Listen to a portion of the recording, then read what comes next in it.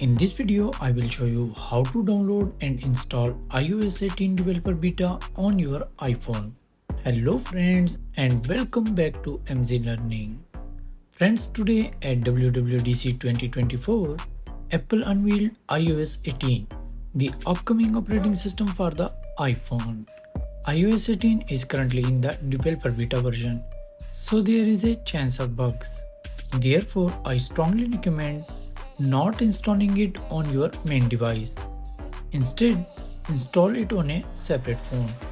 Before starting the video, I highly recommend that backup your important data and proceed at your own risk. So friends, to install the iOS 18 Developer Beta, your Apple ID must be associated with the Apple Developer Beta program. It's easy to join. Just open your web browser and navigate to the Apple Developer website. Now, sign in using the same Apple ID that you use on your iPhone. After that, close the web browser and go to your phone settings app. Tap on Journal and then Software Update. Here, look for the new option Beta Updates. Tap on it.